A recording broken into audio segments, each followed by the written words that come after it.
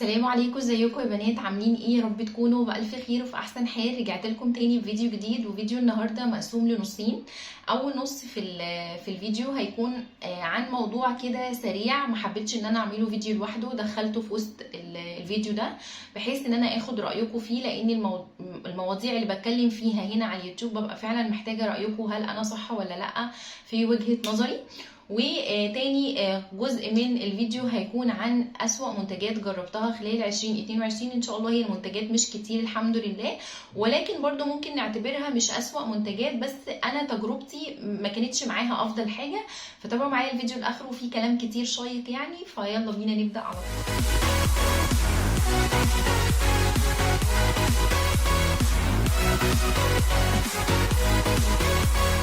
اللي مش حابب الرغي ومش حابب يشوف الموضوع اللي انا هتكلم فيه، ممكن يروح للفيديو على طول اللي هو اسوأ منتجات من الدقيقة دي، ويتفرج على الفيديو اللي هو عن المنتجات وبراحته يعني.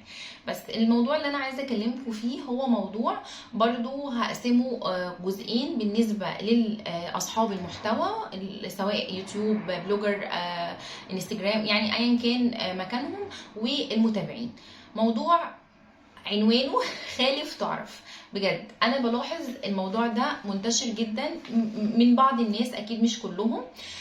بصوا، قبل ما ابدا بس النقطه بتاعت خالف تعرف، طبعا كلنا لازم نبقى متفقين، او الجيش بتاع فورليدي واسماء عارف اني انا دايما لما بتكلم عن حاجه بتكون تجربتي انا، مشترياتي انا، كل حاجه بتاعتي انا، مش لازم تكون عموما او اللي يليق معايا يليق عليكي. وكل الكلام ده دايما باكده في كل الفيديوز بتاعتي والتجارب بتاعتي، بقول ناسبني انا، ما ناسبنيش انا كده. ممكن لو انتي بشرتك مشابهه لبشرتي ممكن يناسبك فجربيه. بالفعل ناس كتير بتجرب حاجات من اللي انا برشحها وبيرجعوا يشكروني جدا، وفي برضو ناس بتجرب حاجات ما ناسبهاش بكل ذوق، تدخل تقول لي الحاجه دي ما ناسبتنيش، بس يمكن عشان انا عندي المشكله الفلانيه وما خدتش بالي من الكلام اللي انت قلتيه او كده. فدي بتبقى ناس تحترم وعلى راسي.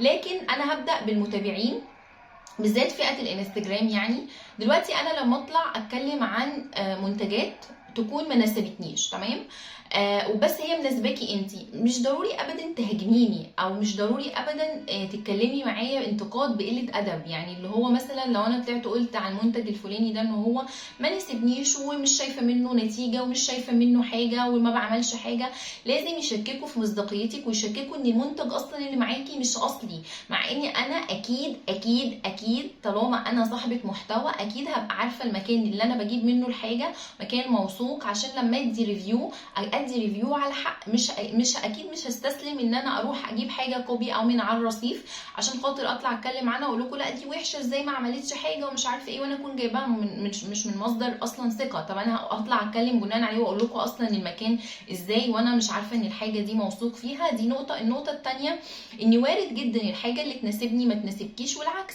فالمفروض ان احنا نحترم اراء بعض. لكن في فئه اللي هو فعلا خالف تعرف، كل حاجه فلانه دي هتقولها انا هقول عكسها بحيث ان انا اطلعها ما بتقولش الحق.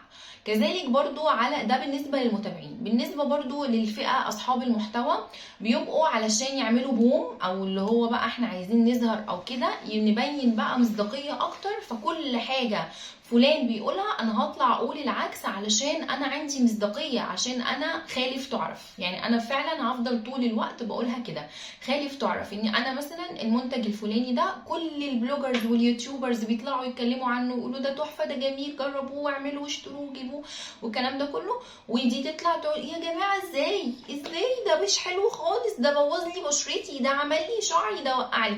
طب هي اللي بتتكلم بتقول كده، انتي وريتينا التجربه، يعني وريتينا مثلا بشرتك اللي باظت، وريتينا شعرك اللي وقع، لا كلام بس من بحيث ان انا اعمل بوم كده واطلع ايه ده فلانه قالت. واحنا دايما كمتابعين، حتى انا منكم كمتابعين، تبصي دايما تشوفي ايه ده، لو 10 بيقولوا على حاجه حلوه، لو حد بيقول عليها وحشه تركزي مع اللي بيقول وحش. زي ما احنا مثلا احنا طبيعتنا كده. يعني انا لما بشوف مثلا 10 كومنتس حلوين وكويسين، واحده كاتبه كومنتس مش حلو، تلاقيني ركزت معاها، طب هي ليه عملت كده، ليه قالت كده، مش عارفه ايه، مع اني بصي الكتير هو اللي حلو بس في ساعتها. لكن بعد كده لما الواحد بيفكر بايجابيه بيقول لا فعلا ان الكتير هو اللي بيقول احسن، فسيبك من الناس دي، اكيد مش كل الناس هتتفق عليكي، اكيد مش كل الناس هيحبوكي، اكيد مش كل الناس تجاربهم واحده وكل الكلام ده. انا بدات كلامي بكلمه ان فعلا مش كل تجاربنا واحده، واللي يناسبني ما يناسبكيش او يناسبك والعكس. لكن في حاجات فعلا بتبقى حلوه وهو ده دوري. وعايزه اقول لكم وباكد تاني، والله مهما كان جالي شغل ما جاليش شغل، حاجه انا مشترياها، حاجه جايالي جفت، ايا كان التجربه ومصداقيتي ما بيمستهاش اي حاجه عشان حاجات معفنه، معلش انا اسفه في اللفظ، كلها حاجات معفنه. عمري ما هغير رايي او هكذب عشان منتج كبيره ايه 200 300 جنيه. الواحد بيصرف اكتر من كده بكتير وبيشوف شكل مشترياته عامله ازاي. فعيب لما اطلع اقول على حاجه انها واو وتحفه وهي مثلا مش حلوه او مش افكتيف بزياده، يعني مش منتظره منها الحاجه اللي هي مكتوبه عليها او كده، واطلع اشكر وفظيعه وبتاع عشان اضلل الناس واخليهم يروحوا يجيبوا ويشتروا. انا استفدت ايه؟ خسرت الناس. ما انا كذا مره بقى بعمل كده، تجربه على تجربه من الناس اللي بتجرب يقولوا لا دي مع فيستك ما عندهاش اصلا اي حق ولا ضمير ولا حاجه، خلاص انفولو انفولو انفولو. يبقى انا كسبت ايه؟ لا انا عايزه اكسب الناس. انا اصلا بتعامل معاكم على اننا اصحاب واخوات، مش اصلا ان انا يوتيوبر وانتوا متابعين والكلام ده خالص. انا بتعامل معاكم على ان احنا اخوات، واللي بجربه بطلع اقوله. وزي ما انتوا شايفين ومتابعيني من زمان على ان معظم الحاجه اصلا انا بتكلم عنها بتكون من فلوسي ومن مشترياتي، يعني محدش دافع لي حاجه ولا حد جايب لي حاجه.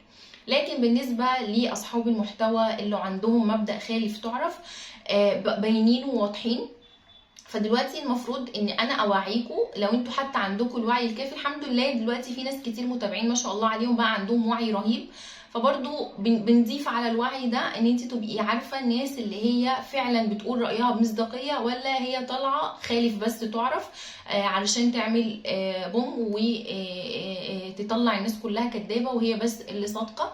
فخدوا بالكم من الناس اللي كده، لو بيأثروا عليكم بالسلب اصلا ما تتابعوهمش.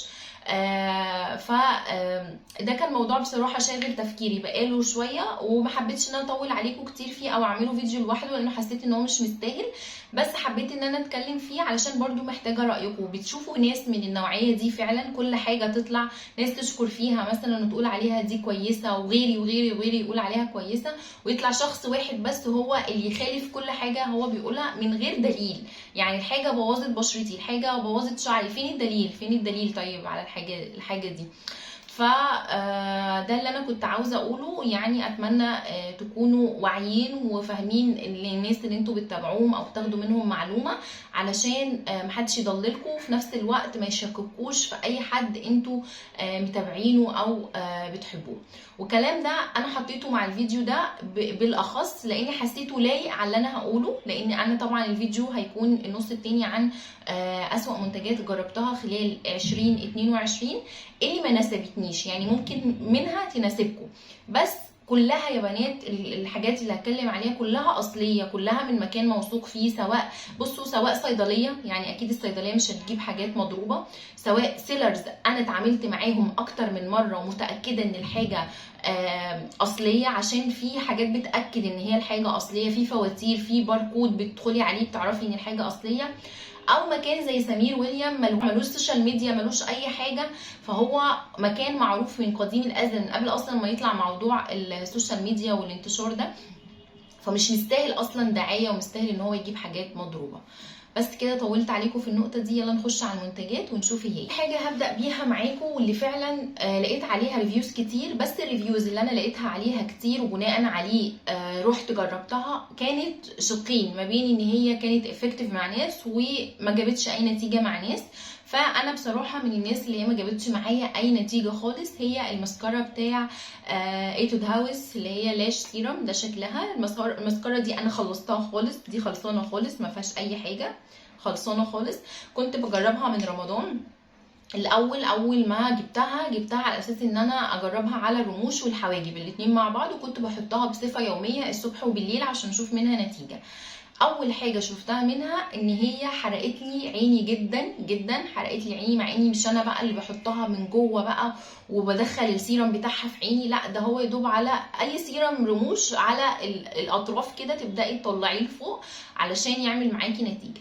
لقيتها حرقت لي عيني جدا، والعين دي عندي من جوه من عند الكورنر كده بتاع المدمع لقيتها ورمت، وقعدت شويه حبه حلوين اكتر من شهر مقشره ووجعاني وورمه، وكل اللي يشوفني يقول لي عينك مالها وكده.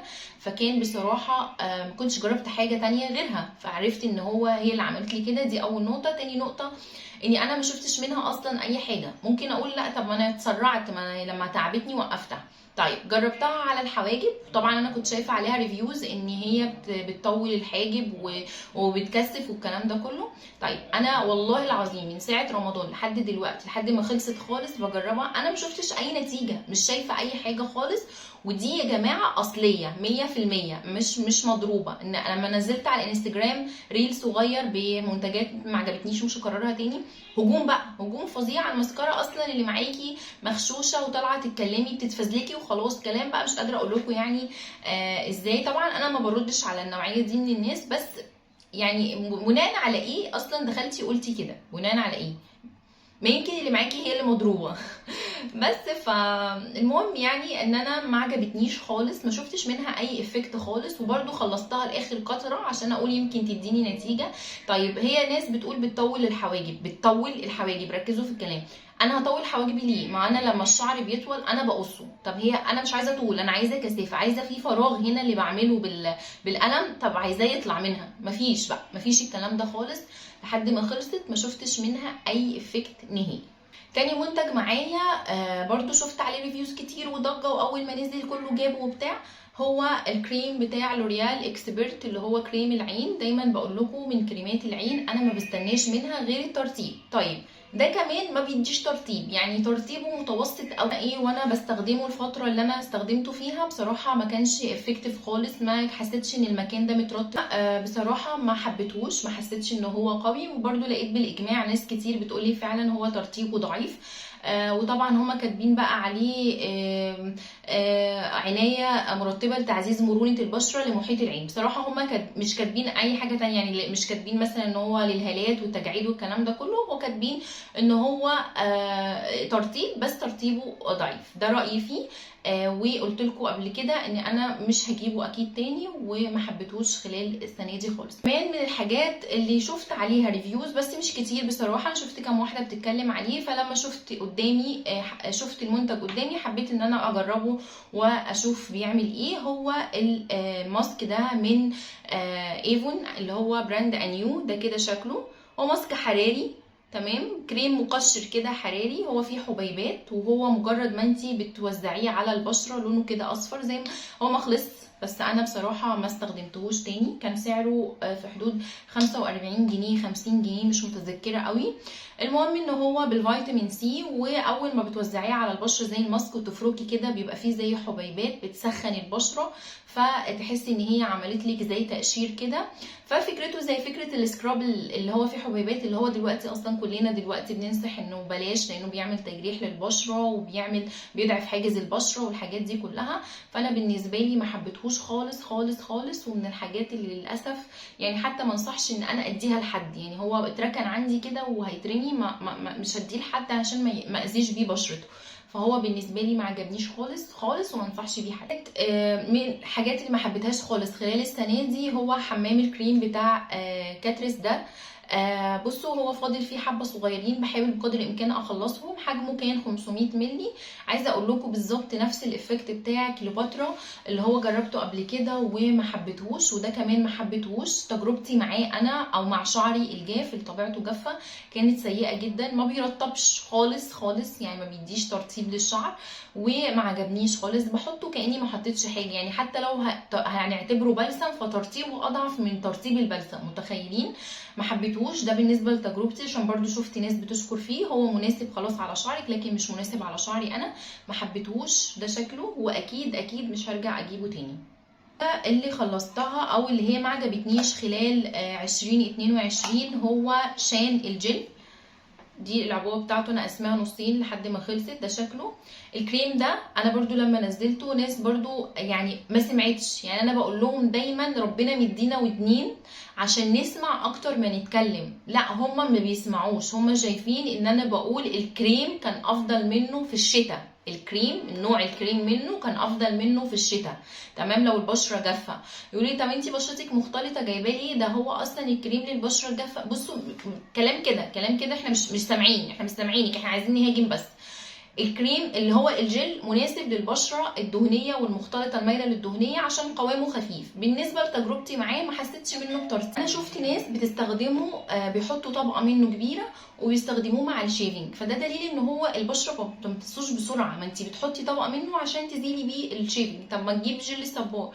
فلو هتستخدميه استخدام اللي هو بتزيلي بيه الشفره مع الشفره تمام. لو هتستخدميه بعد الشاور وبعد الشيفنج يعني وانتي بتعملي جسمك بيهدي الجلد جدا وممكن تستخدميه كده. لو هتستخدميه ان هو حاجه ما فيهاش عطور بتهدي الالتهاب او كده برضو تمام. لكن انا كان على بشرتي الدهنيه في الصيف ما حسيتش ان هو بينشف بسرعه، بيسيب ملمس ملزق كده، ما عجبنيش، عشان كده ما حبيتهوش.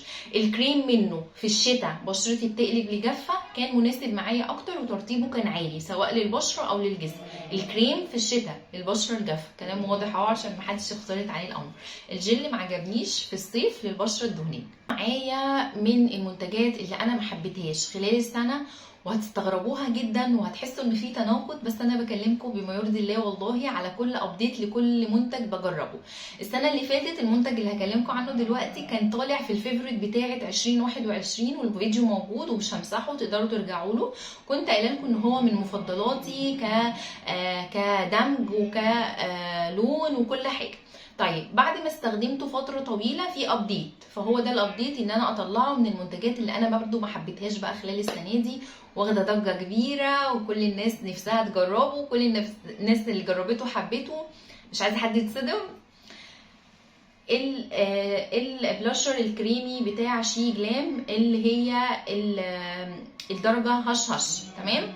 بالراحه بقى كده. طب يا اسماء ما عجبكيش ليه مع انك انت قلتي عليه ان هو من مفضلاتي؟ اولا الدرجه ما فيهاش غلطه، الدرجه بتاعته بتعجبني جدا وبحب ادمجها وحلوه قوي صيف شتاء ممتازه. بصوا يا رب تبقى باينه.